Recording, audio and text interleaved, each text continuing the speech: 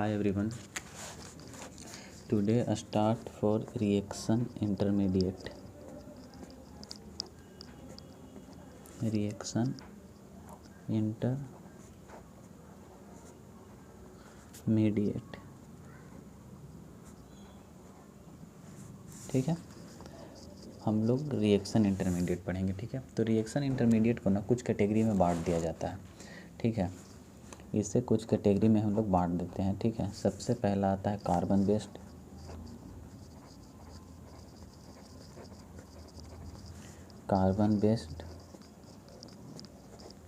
ठीक है, और दूसरा आता है नाइट्रोजन बेस्ड. ठीक है, आप इसे लिख सकते हो अच्छे से, नाइट्रोजन बेस्ड.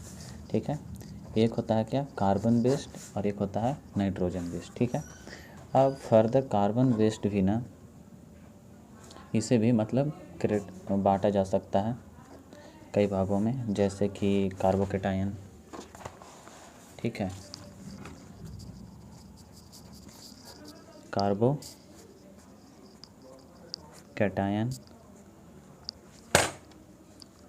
उसके बाद कार्ब एनायन. ठीक है, उसके बाद रेडिकल, कार्बन फ्री रेडिकल.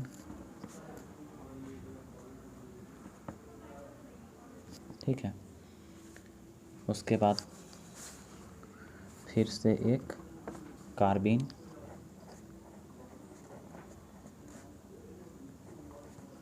ठीक है, तो कार्बोकेटायन में हम लोग कार्बोकेटायन पढ़ेंगे, कार्बोएनायन पढ़ेंगे, कार्बन फ्री रेडिकल पढ़ेंगे, कार्बीन पढ़ेंगे. ठीक है, उसके बाद बेंजाइन.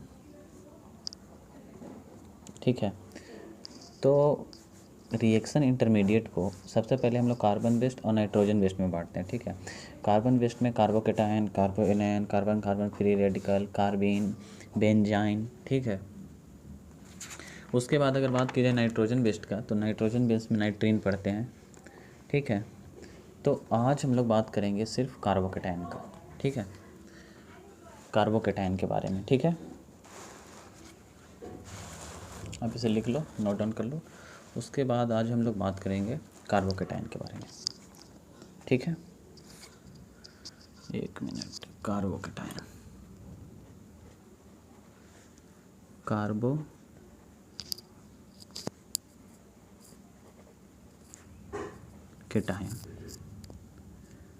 तो सबसे पहले तो हम लोग देखते हैं कि ज्योमेट्री इसका कैसा होता है कार्बोकेटायन का. ठीक है, तो geometry of carbocation, geometry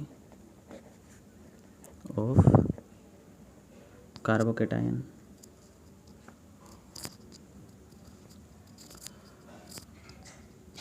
geometry of carbocation. ठीक है, उसके बाद हम लोग जानेंगे रिएक्शन इन्वॉल्व्स कार्बोकेटायन, कौन कौन सा रिएक्शन इसमें इन्वॉल्व होता है. ठीक है, उसके बाद chemical stability factor of carbocation, chemical stability of carbocation. ठीक है, उसके बाद हम लोग जानेंगे रीअरेंजमेंट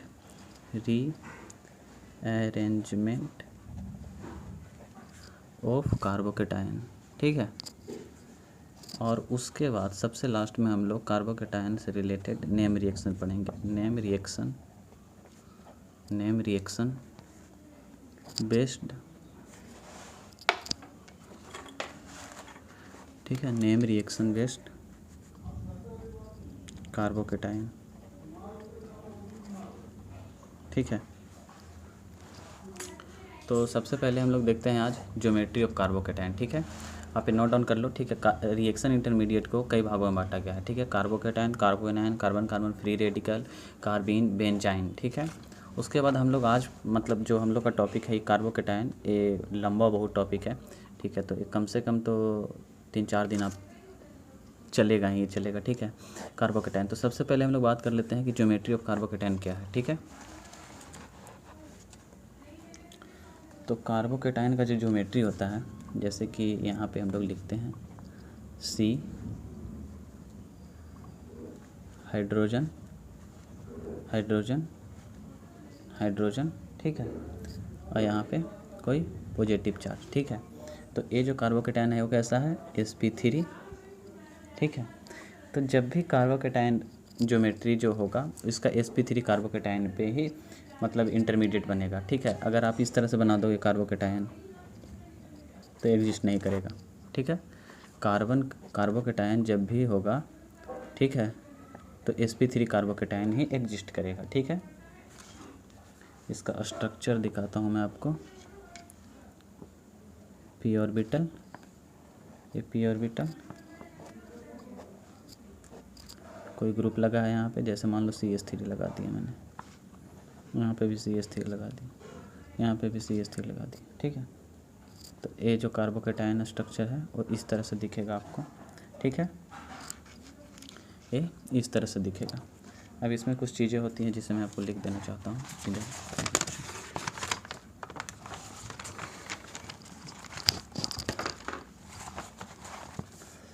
इसका नेचर लिखते हैं थोड़ा सा हम लोग, nature,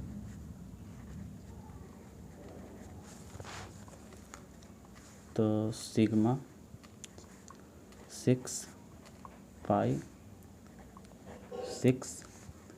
electron species, 6 electron species होता है, और पॉजिटिव चार्ज है ना, तो इलेक्ट्रॉन डिफिशिएंट भी होगा, electron deficient spaces,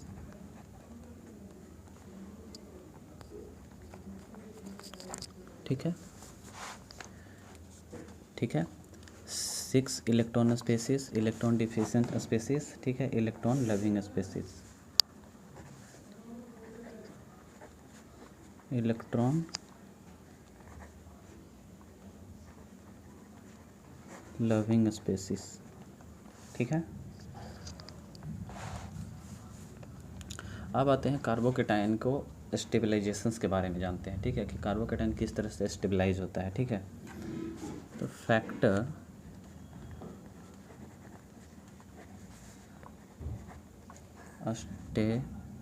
stabilise carbocation,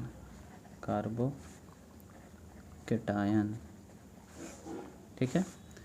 कौन कौन सा फैक्टर है जो कार्बोकेटायन को स्टेबलाइज करता है, ठीक है, कौन कौन सा फैक्टर जो है वो कार्बोकेटायन को स्टेबलाइज कर सकता है, ठीक है। तो सबसे पहला जो है, सबसे ज़्यादा stability, strength of stability factor की अगर बात किया जाए, ठीक है, आप इसे ऐसे भी लिख सकते हो कि स्ट्रेंथ ऑफ स्टेबिलिटी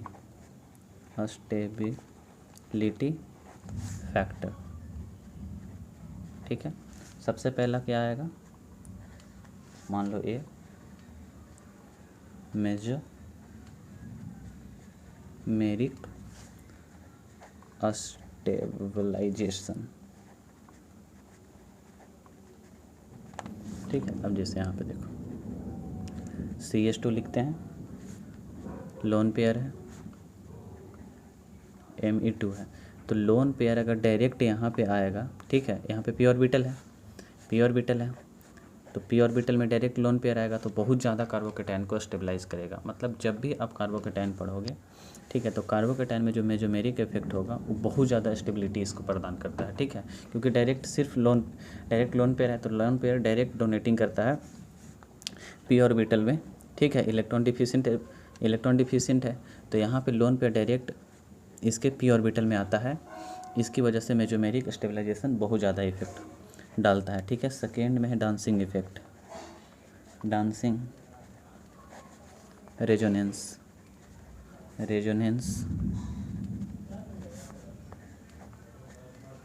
स्टेबलाइज, ठीक है, कार्बोकेटाइन हो गया, यहाँ पे साइक्लोप्रोपेन, यहाँ पे साइक्लोप्रोपेन, यहाँ पे साइक्लोप्रोपेन, ठीक है। तो ये डांसिंग इफेक्ट दिखाता है, ठीक है। तो ए सबसे ज़्यादा मेजोमेरिक, उसके बाद डांसिंग इफेक्ट, उसके बाद सी में आता है एरोमेटिक स्टेबलाइजेशन। यहाँ पे देखो डांसिंग, रेजोनेंस स्टेबलाइजेशन, ठीक है। उसके बाद आता है एरोमेटिक स्टेबिलिटी, स्टेबलाइज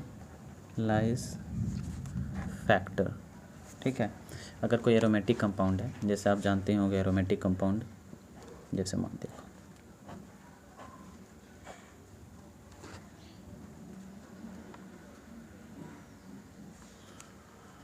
ये गलत बन रहा है,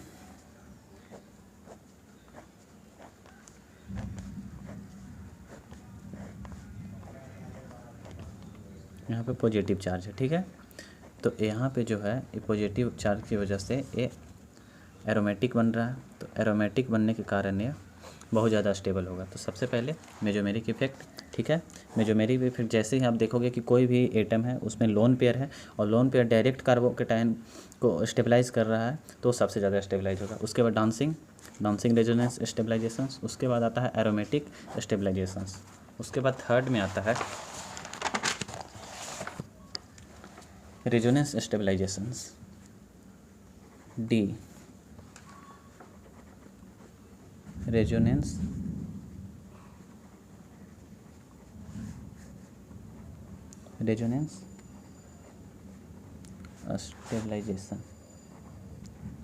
स्टेबलाइज, ठीक है। जैसे रेजोनेंस मान लेते हैं, यहाँ पे एक बेंजीन है,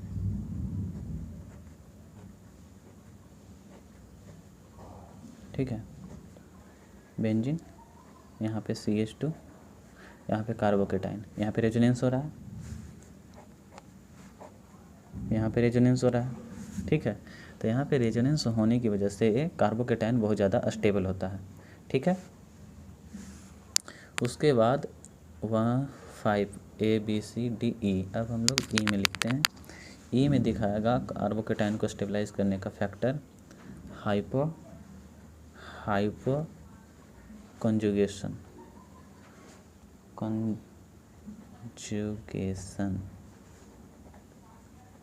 हाइपर कंजुगेशन स्टेबलाइज, ठीक है। जैसे हाइपर कंजुगेशन क्या लगता है, जैसे कि जब कोई कार्बोकेटाइन हो और उसके बगल में कोई sp3 कार्बन एटम हो, ठीक है। ये sp3 कार्बोकेटाइन है, कार्बोकेटाइन है, sp3 है। तो sp3 इसके p ऑर्बिटल में हाइड्रोजन ऐसे जाता है तो ये भी स्टेबलाइज करता है। मैं आपको दिखा देता हूँ। आपको पता है कार्बोकेटाइन p ऑर्बिटल में रहेगा, यहाँ पे हाइड्रोजन है, यहाँ पे हाइड्रोजन है, यहाँ पे हाइड्रोजन है, यहाँ पे हाइड्रोजन है। तो जितना ज़्यादा हाइड्रोजन लगा रहता है उसके, ठीक है, तो वो यहाँ पे हाइपर कंजुगेशन दिखाता है, ठीक है। तो रेजोनेंस के बाद हाइपर कंजुगेशन, क्यों? क्योंकि हाइपर कंजुगेशन में इसके p ऑर्बिटल में ये H इंटरेक्ट करता है और इसका जो इलेक्ट्रॉन है यहाँ पे इसको स्टेबलाइज करता है, ठीक है, हाइपर कंजुगेशन। उसके बाद 6 में आता है एफ में आता है इंडक्टिव इफेक्ट,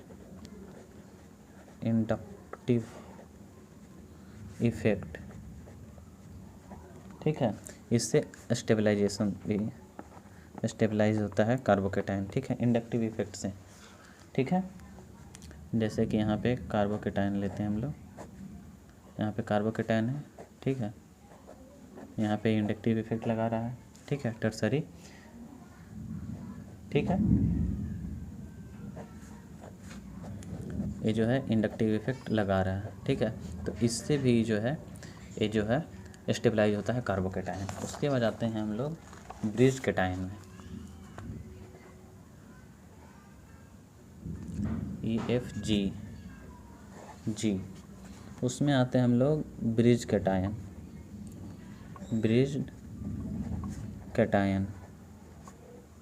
ठीक है। अब हम लोग ब्रिज कैटायन में देखेंगे। तो ब्रिज कैटायन जैसे कि यहाँ पे ऐसे देख सकते हो आप, एक ये भी स्टेबलाइज करता है लेकिन बहुत कम करता है, ठीक है, इंडक्टिव इफेक्ट से भी बहुत ज़्यादा कम करता है। और जो सबसे लास्ट में होता है वो होता है anti aromatic stabilisation. Anti aromatic stabilise, ठीक है। ये फैक्टर हैं इसे कार्बोकैटायन को स्टेबलाइज करने का। अब जैसे एग्जांपल देता हूँ, ठीक है। अब यहाँ पे देखो ये एंटी एरोमेटिक है। अब एंटी एरोमेटिक किसे कहते हैं? जिसमें फोरेन सिस्टम हो, 2 और 2 4, ठीक है। ये एन का मान कितना है यहाँ पे? एन का मान, ठीक है। तो ये फोरेन सिस्टम है, ठीक है। तो फोरेन सिस्टम के लिए एंटी एरोमेटिक है, क्योंकि अगर फोरेन प्लस 2 ए एरोमेटिक हकल रूल को फॉलो करता है। एन बराबर अगर 1 लेते हैं हम लोग, ठीक है, तो एन बराबर 0 1, एन का मान अगर हम लोग 0 1 2 3 डालते हैं तो 2 होता है। अगर यहाँ पे 1 डालते हैं तो 6 होता है। उसके बाद 2 डालते हैं तो 10 होता है। लेकिन यहाँ पे कितने इलेक्ट्रॉन है? 1 2 4। तो ये 4 है, इसलिए एंटी एरोमेटिक होता है, ठीक है। ये चीज़ें आपको पता होना चाहिए। तो हम लोग कार्बोकैटायन पढ़ रहे हैं, जिसमें से हमें पता है कि कौन कौन से फैक्टर। तो सबसे पहले जो डायरेक्ट लोन पेयर को स्टेबलाइज करेगा, ठीक है। अगर कार्बोकैटायन आप कहीं पे भी बनाते हो, ठीक है, कहीं पे भी कार्बोकैटायन उसके बगल में डायरेक्ट लोन पेयर है, ठीक है, तो ज़्यादा स्टेबलाइज करेगा। उसके बाद डांसिंग, रेजोनेंस, स्टेबलाइजेशन, उसके बाद एरोमेटिक स्टेबलाइजेशन होता है। उसके बाद resonance stabilise, hyper conjugation, inductive, ठीक है, ब्रिज कैटायन, और यहाँ पे एंटी एरोमेटिक, ठीक है। एंटी एरोमेटिक बहुत कम होता है, ठीक है। और ये भी आपको पता होगा कि रेजोनेंस ज़्यादा इफेक्टिव होता है हाइपर कंजुगेशन की वजह से, और हाइपर कंजुगेशन से इंडक्टिव इफेक्ट। तो ये मतलब याद करने की कोई बात नहीं है, ऐसे ही आप समझ जाओगे, ठीक है, बहुत अच्छे से समझ जाओगे। तो हम लोग थोड़ा सा कुछ क्वेश्चंस कर लेते हैं, ठीक है। कुछ क्वेश्चंस कर लेते हैं। Compare the stability of carbocation. जैसे मैं एक क्वेश्चन लिखता हूँ यहाँ पे, ठीक है।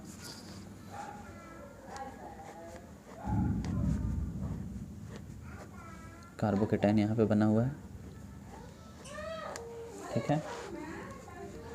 क्वेश्चन ए, ऑप्शन ए, ठीक है। यहाँ पे लोन पेयर है,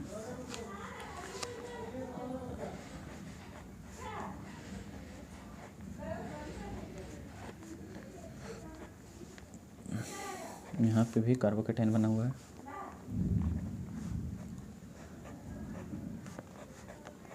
प्रोपेन है, साइक्लोप्रोपेन, ठीक है। यहाँ पे भी कार्बोकैटायन बना है, ABC, ठीक है, और CH2, ठीक है। इस क्वेश्चन से ना आपका क्लियर हो जाएगा कि मतलब किस तरह से देखना है कि कार्बोकैटायन का स्टेबिलिटी ऑर्डर क्या है, ठीक है। ये बहुत ज़्यादा ज़रूरी है और बहुत मतलब क्वेश्चन पूछ ही देते हैं इसमें। तो अब देखो यहाँ पे जब मैं देख रहा हूँ तो ये क्या है? 2 2 2 6, तो ये तो एरोमेटिक है, एरोमेटिक, ये डांसिंग दिखा रहा है। और ये जो है कार्बोकैटायन यहाँ पे बना हुआ है इस कार्बन पे, ठीक है। इस कार्बन पे कार्बोकैटायन बना है और साथ में एलाइलिक है, ये एलाइलिक है, एलाइलिक पोजीशन पे लगा है। तो यहाँ पे तो ये रेजोनेंस करेगा, तो ये रेजोनेंस शो कर रहा है, ठीक है। अगर यहाँ पे देखा जाए तो ये मेसोमेरिक इफेक्ट दिखा रहा है, लोन पे डायरेक्ट डोनेट करेगा इसको, कार्बोकैटायन को। तो सबसे ज़्यादा स्टेबल ए होगा ना, क्योंकि लोन पेयर डायरेक्ट है। लोन पेयर पूरी तरह से मतलब वो है, इसको कार्बोकैटायन के जो इलेक्ट्रॉन डिफिशिएंट एटम है उस पर डायरेक्ट दे रहा है, सीधा लोन पेयर। तो सीधा अगर लोन पेयर जा रहा है किसी भी कार्बोकैटायन में तो बहुत ज़्यादा स्टेबलाइजेशन, इसको मेसोमेरिक इफेक्ट बोलते हैं, ठीक है। जब लोन पेयर डायरेक्ट डोनेट किया जाता है कार्बोकैटायन को तो इसको मेसोमेरिक इफेक्ट बोलते हैं। तो मेसोमेरिक, तो लोन पेयर डायरेक्ट, तो सबसे ज़्यादा ए हो गया। अब उसमें हम लोग उसके बाद हम लोग क्या पढ़े थे कि एरोमेटिक करता है, ठीक है। तो एरोमेटिक में बी आ जाएगा, ठीक है। उसके बाद नहीं, डांसिंग इफेक्ट ज़्यादा करता है। रेजोनेंस के बाद, मेसोमेरिक इफेक्ट के बाद हम लोग पढ़े थे कि मेसोमेरिक के बाद सबसे ज़्यादा कौन करता है? डांसिंग करता है। तो ये सी आ जाएगा, सी। और उसके बाद कौन है? एरोमेटिक, और उसके बाद है डी, तो इसका सूटेबल आंसर ए हो जाएगा, ठीक है। अब एक और क्वेश्चन और कर लेते हैं, ठीक है। देखो अब क्वेश्चन याद करने की कोशिश मत करना, बस आपको रखना है कि सबसे ज़्यादा मेजोमेरिक करता है, उसके बाद डांसिंग, उसके बाद एरोमेटिक, उसके बाद रेजोनेंस, ठीक है, उसके बाद hyper conjugation, inductive effect, bridging, bridge cation and anti aromatic. ठीक है, एक और एग्जांपल देता हूँ मैं, जैसे ये देखो यहाँ पे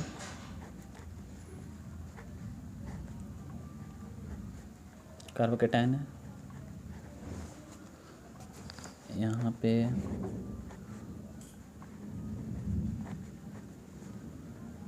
कार्बोकेटायन है,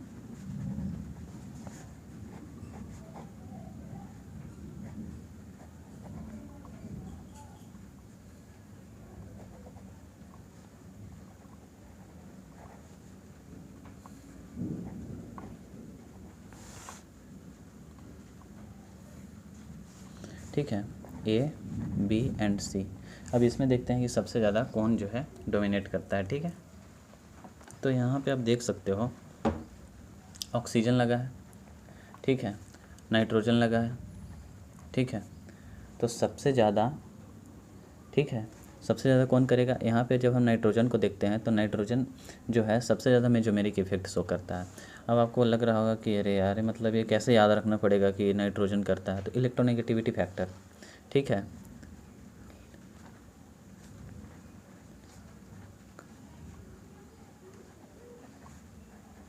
नाइट्रोजन का इलेक्ट्रोनेगेटिविटी क्या है, ऑक्सीजन से कम है, ऑक्सीजन से कम है ना। आपको सेकेंड ऑर्बिटल पता होना, सेकेंड रो का सारा एलिमेंट पता होना चाहिए। जैसे कि यहाँ पे देख लो, थोड़ा सा मैं दिखा देता हूँ आपको। हाइड्रोजन हो गया, hydrogen, helium, lithium, beryllium, boron, carbon, nitrogen, oxygen, fluorine. तो फ्लोरीन सबसे ज़्यादा इलेक्ट्रोनेगेटिविटी है, फिर ऑक्सीजन है, ठीक है, फिर नाइट्रोजन है।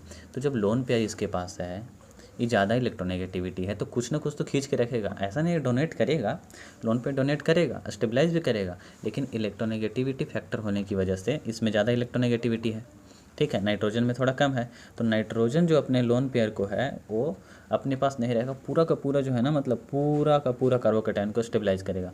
तो जो बी है यहाँ पे, बी वो सबसे ज़्यादा स्टेबलाइज करेगा, ठीक है। उसके बाद इसमें भी मेजोमेरिक इफेक्ट लग रहा है, इसमें भी मेजोमेरिक इफेक्ट लग रहा है, तो फिर ए, ठीक है, और उसके बाद आएगा सी, ठीक है, क्योंकि इसमें हाइपर कंजुगेशन भी नहीं लग रहा है, कुछ भी नहीं लग रहा है, ठीक है, ये सिर्फ नॉर्मल कार्बोकेटायन है, ठीक है, एलाइलिक भी नहीं है, यहाँ पे हाइपर कंजुगेशन भी नहीं लग रहा है, ठीक है। चाहे आप इसे यहाँ पे ऐसे करके एंटी बना दोगे तो एंटी एरोमेटिक हो जाएगा, तो सबसे कम लगने लगेगा, ठीक है, समझ गए होगे। तो अब हम लोग पढ़ते हैं कुछ आगे, फिर देखते हैं कि कार्बोकेटायन के बारे में क्या क्या पढ़ना है। और ठीक है, एक्सेप्शंस बिहेवियर होते हैं, उससे मैं आपको बता देता हूँ, ठीक है। एक एक्सेप्शन बिहेवियर है जिसे आपको जानना चाहिए। जैसे कि यहाँ पे बेंजीन को बनाते हैं हम लोग,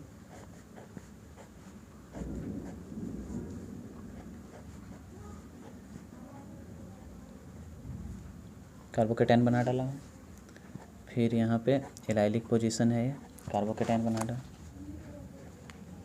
यहाँ पे क्या लग रहा है, हाइपर कंजुगेशन लगेगा, ठीक है। ये सब क्लियर होना चाहिए आपको, तभी समझ में आएगा, ठीक है। अगर आपको लगता है कि ये क्या है, मेजोमेरिक इफेक्ट, रेजोनेंस, ये सब चीज़ें आपको बहुत अच्छे से क्लियर होना चाहिए, तब आपको रिएक्शन इंटरमीडिएट पढ़ना चाहिए, और तभी आपको समझ में भी आएगा कि मैं बोल क्या रहा हूँ, ठीक है।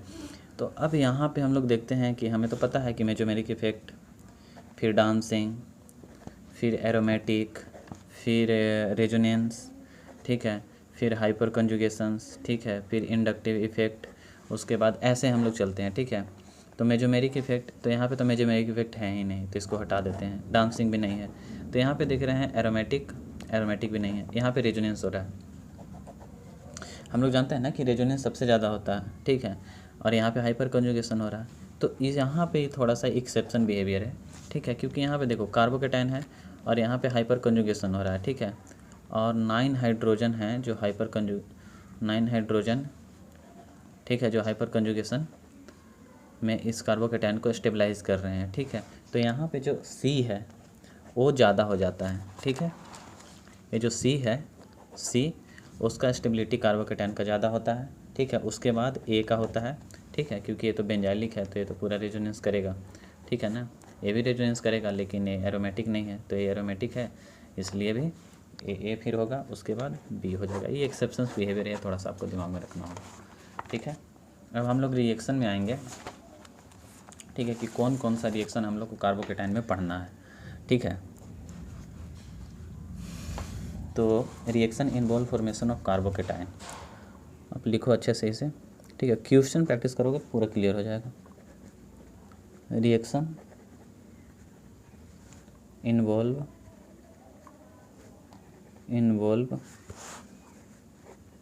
फॉर्मेशन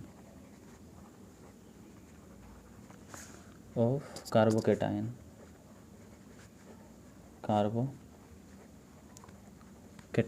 ठीक है।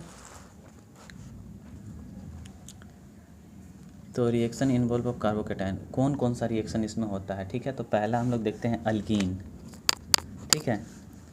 From alkene addition reaction of alkene, ठीक है। फॉर एग्जांपल अब यहाँ पे देखो, जैसे CH2 डबल बॉन्ड, ठीक है, CHR, यहाँ पे हम लोग डाल दिए HBr, ठीक है। तो यहाँ पे क्या बना, CH3 CH कार्बोकेटाइन बन गया और R बन गया, ठीक है। या फिर हम लोग इस पे यहाँ पे डालते हैं H प्लस, मतलब कोई एसिडिक कंडीशन प्लस H2O, तो यहाँ पे भी कार्बोकेटाइन बन रहा है ना। तो अब हम लोग वो रिएक्शन को पढ़ेंगे जिसमें कार्बोकेटाइन बन रहा है, ठीक है। उससे रिलेटेड जितना भी रिएक्शन, जैसे अल्कीन का रिएक्शन कराते हैं हम लोग, तो उसमें भी कार्बोकेटाइन बनता है, तो उस तरह का रिएक्शन पढ़ेंगे हम लोग, ठीक है। ये तो पहला हो गया। फिर बी आता है, फ्रॉम अल्कोहल, जैसे कि ROH है, इसमें एसिड H2SO4 और HX कोई हैलाइड ग्रुप, ठीक है। फिर सी में क्या है, from hello alkyne,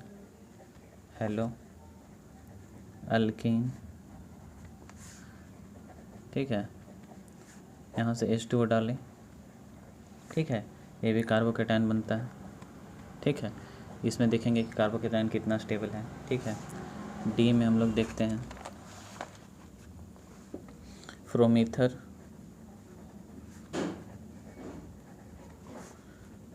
RORHX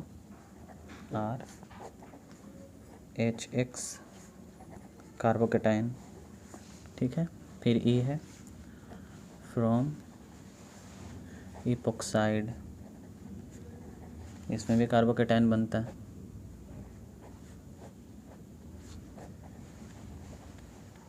HX,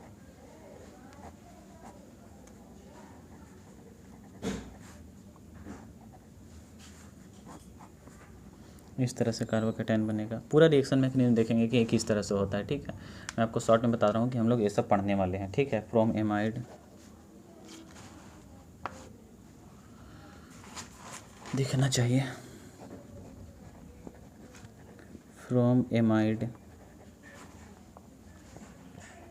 RNH2HNO2, ठीक है। कार्बोकेटाइन यहाँ पे भी बनता है, ठीक है, इस तरह से, ठीक है। तो सबसे पहले हम लोग देखते हैं, ये सब रिएक्शन हम लोग पढ़ेंगे, ठीक है।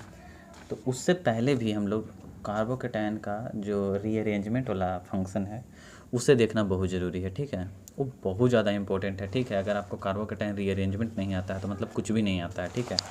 तो आज हम लोग पढ़ेंगे कार्बोकेटाइन रीअरेंजमेंट, ठीक है।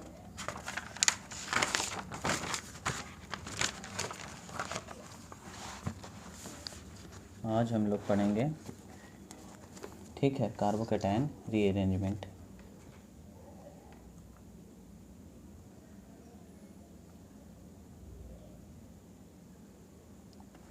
ओके, तो कुछ एग्जांपल से शुरू किया जाए चीज़ों को। कुछ एग्जांपल देख लेता हूँ मैं आपको बताने के लिए। कुछ एग्जांपल, चलो इसी को लेते हैं, ठीक है। CH3C